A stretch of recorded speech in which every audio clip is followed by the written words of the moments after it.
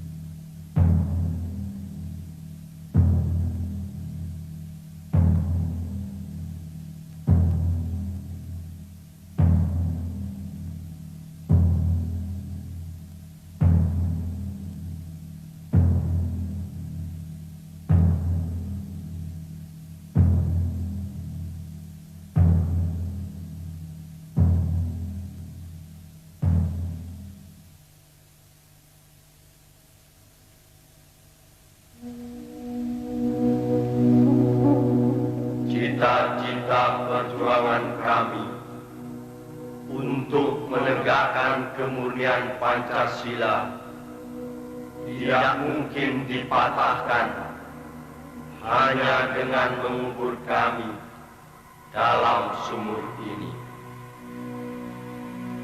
Lubang Buaya, 1 Oktober 1965.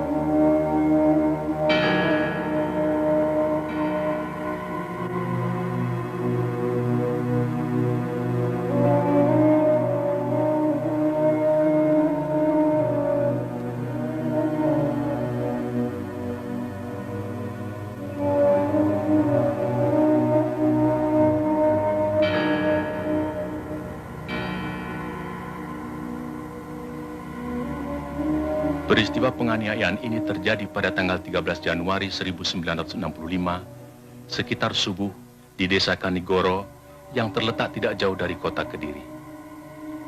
Ribuan orang-orang PKI menyerbu tempat training center pelajar Islam Indonesia.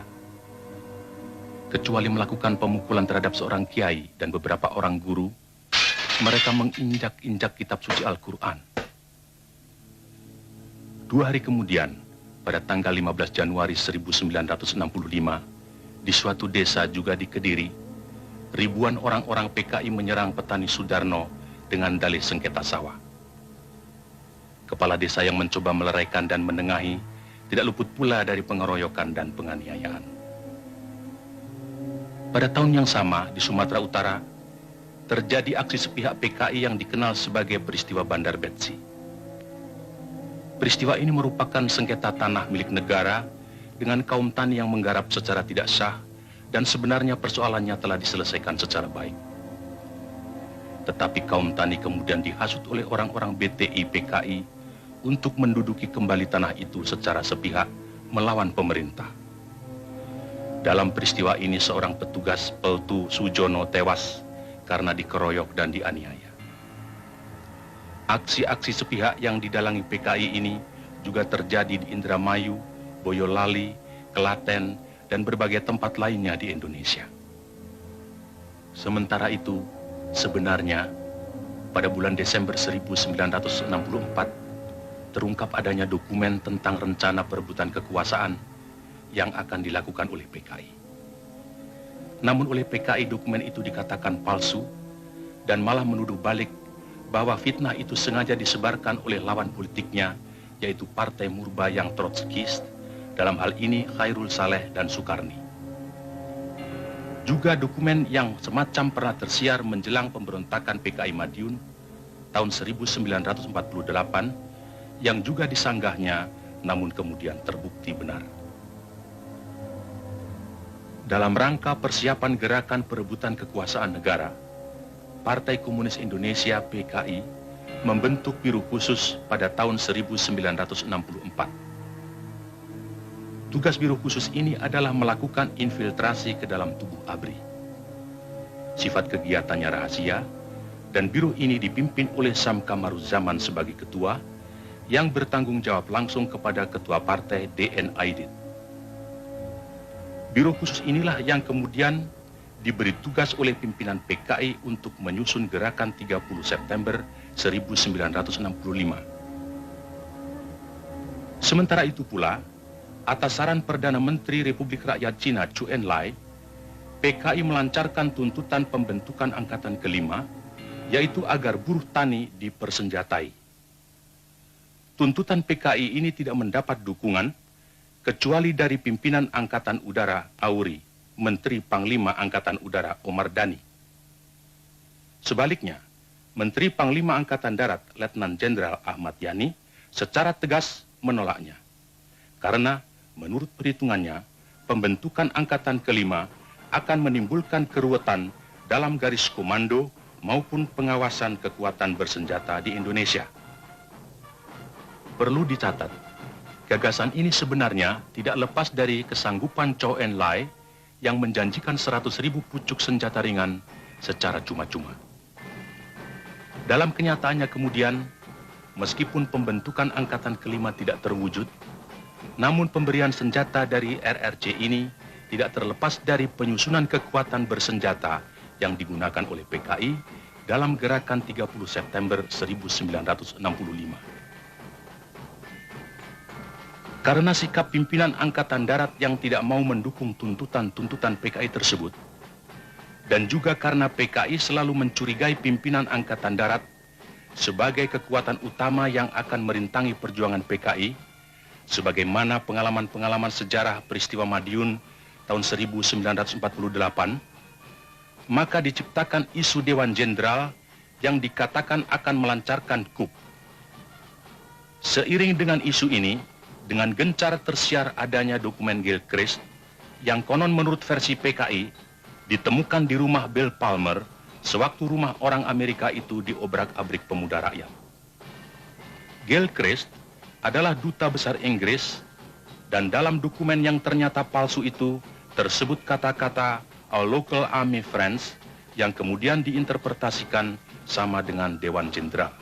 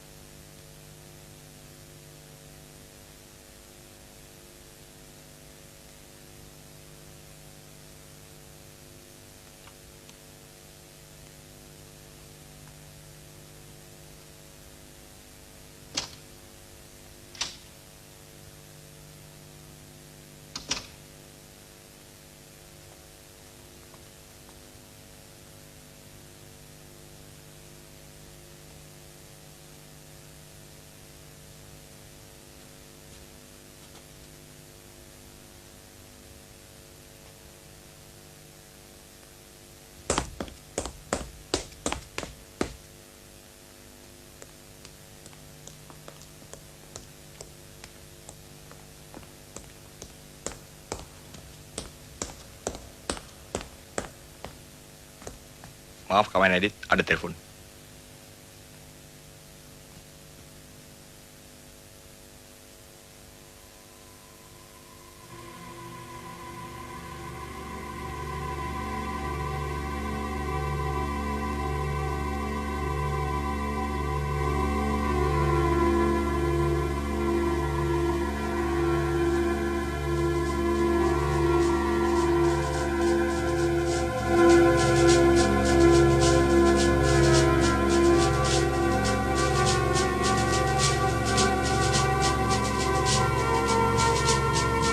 Bagaimana, Profesor Hu? 根据我们共同的诊断，苏总统的病情已经到了危险的状态。当然，这并不是说完全没有复原的希望，只是有2种可能性是对总统的议题极端不利，那就是若不全身瘫痪嘛，便是身亡。 Menurut Profesor Hu, keadaan kesehatan Paduka Yang Mulia Bung Karno cukup kritis. Tentu saja bukan berarti tidak ada kemungkinan sembuh. Tapi dua kemungkinan yang terburuk akan bisa menimpa Paduka, yaitu kemungkinan lumpuh atau meninggal.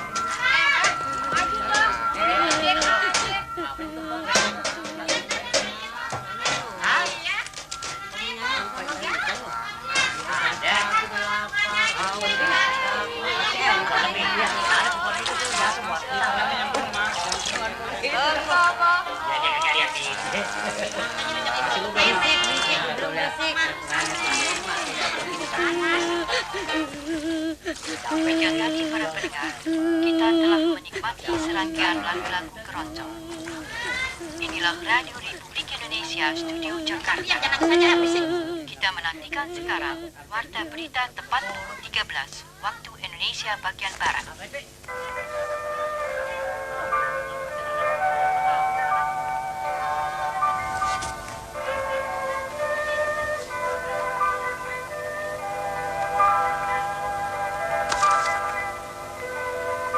Beras sekarang mahal sekali, Pak. Lalu apa saya mesti jual harga diri saya dengan beras?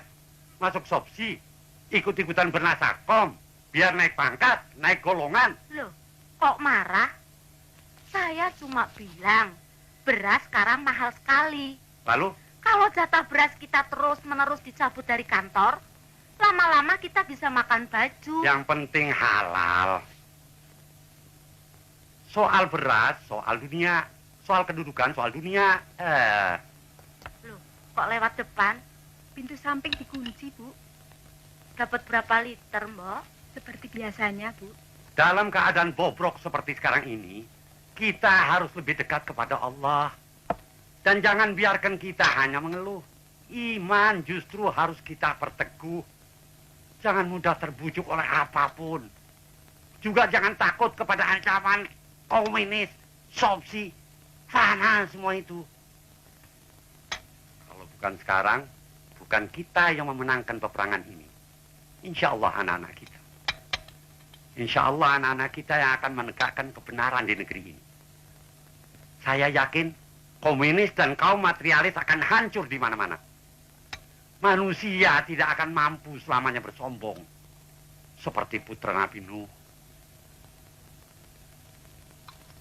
Tidak lama lagi Hanif akan jadi orang insinyur pertanian.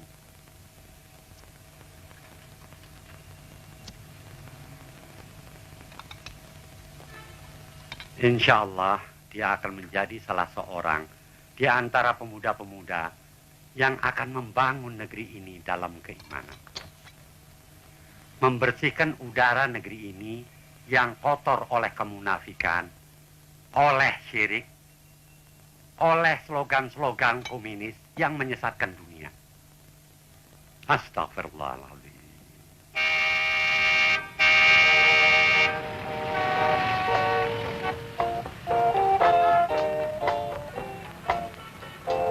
Mari kita bergembira, sukaria bersama, hilangkan sedih dan duka.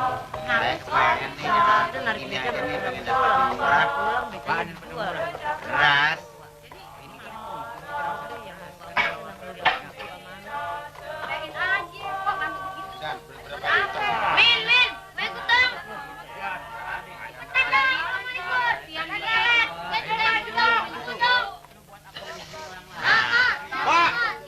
Ini siapa punya bakul nih?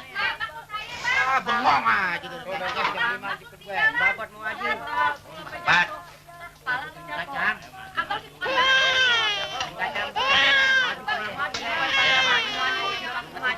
Mau diapain tuh? Diam lo. Anak kecil mau tahu aja. Belakang nih, jempetan nih. Jangan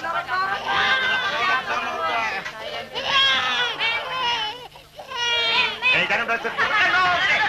Lo mau ngatrep, mau ngapain? Jangan rebut. Satu-satu. Ya. Ini bocah lagi ini berisik banget sih lagi lu.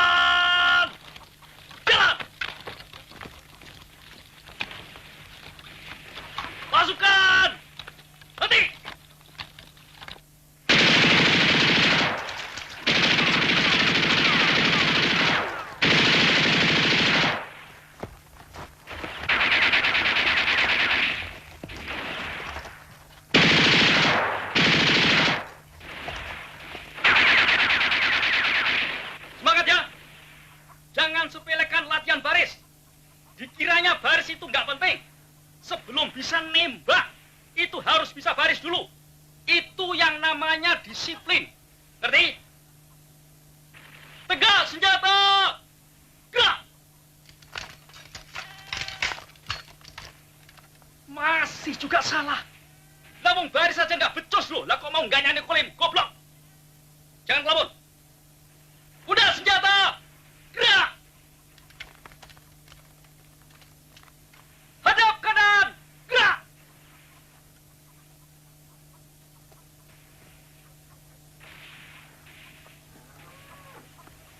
Perhatikan! Maju! Jalan!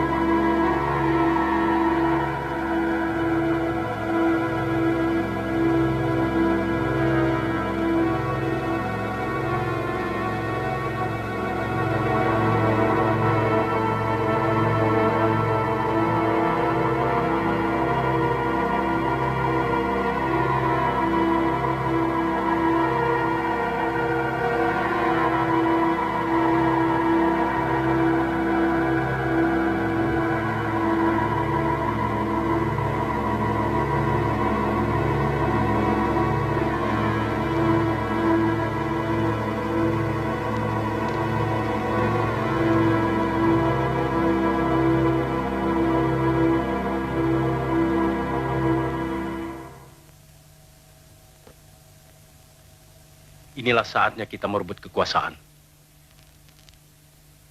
Kita harus lebih cepat. Kita harus mendahului. Jangan didahului.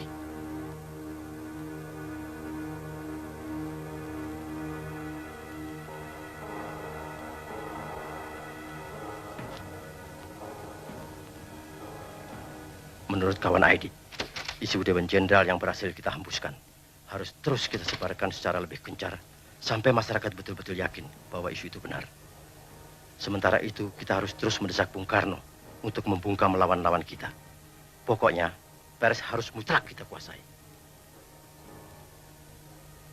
Kawan Sam, sekarang kita sedang memasuki tahap yang paling menentukan dan sangat gawat dalam sejarah perjuangan partai. Jangan harap jenderal-jenderal kapitalis itu akan membiarkan kita atau partai hidup begitu Bung Karno kehilangan kekuasaannya. Setelah 5 Oktober nanti, berapa lama lagi, Sam? Kurang 2 bulan lagi. Angkatan Darat pasti akan mengganyang semua kekuatan progresif revolusioner sampai tuntas habis.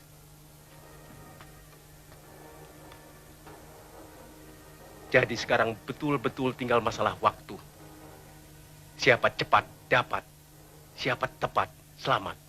Terus, kita tidak boleh meleset dalam menentukan segala sesuatunya. Kontak seluruh perwira yang berpikiran maju yang mendukung kita. Segeralah menyusun kekuatan, kumpulkan semua anggota biro khusus, baik pusat maupun daerah.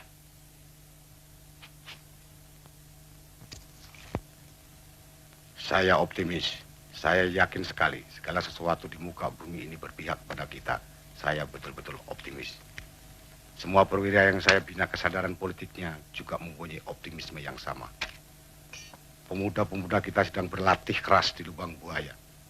Mereka semua semakin keras dari hari ke hari. Juga mereka semakin kuat dari waktu ke waktu. Seperti ajal bagi Nikolim dengan antek-anteknya. Tapi saya ragu. Apakah ajal Bung Karno benar-benar sudah dekat seperti perkiraan tim Dr. RRT? Cepat atau lambat, ajal itu pasti datang. Cepat atau lambat, jenderal-jenderal itu terus menghimpun kekuatan. Dan saya tidak ingin kalah cepat. Kemungkinan coup yang akan mereka lakukan akan memperoleh kesempatan yang baik pada hari 5 Oktober nanti. Pada saat itu mereka akan mampu menghimpun kekuatan secara maksimal. Dan saya tidak menghendaki hari itu tiba untuk mereka. Satu detik pun kita tidak boleh kalah. Hubungi kawan-kawan.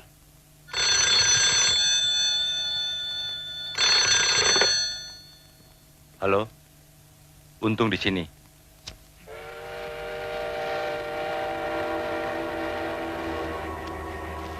Kawan Ketua Edit berpesan agar gerakan-gerakan yang akan kita lancarkan harus bersifat terbatas dan akan merupakan gerakan militer.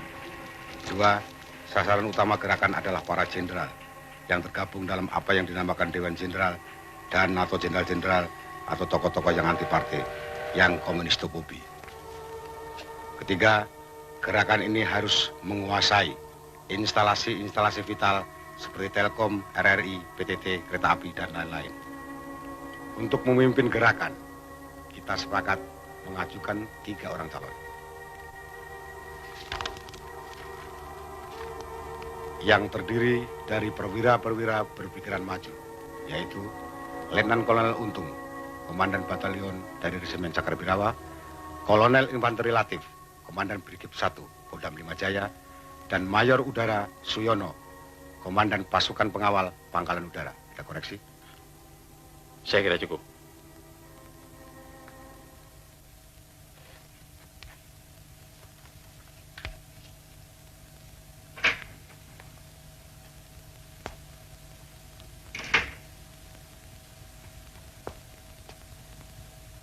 Udah tidur semalam.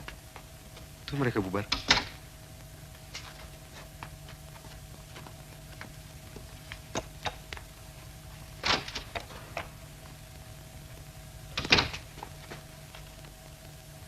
Jadi kawan Sam? Tempatnya sudah pasti. Sudah. Dari kawan Aidit tidak ada pesan? Tidak ada.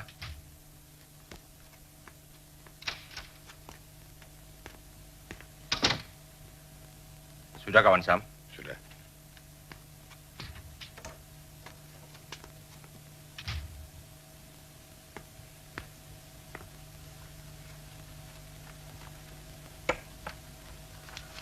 Sebelum Ketua Edit berkomentar, saya ingin kawan Sam lebih dulu menilai karya saya ini.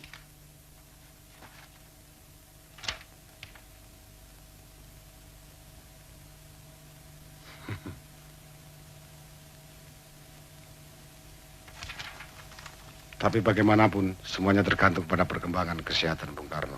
Sesuai Ketua Edit, semua akan berusaha agar apapun dan bagaimanapun keadaannya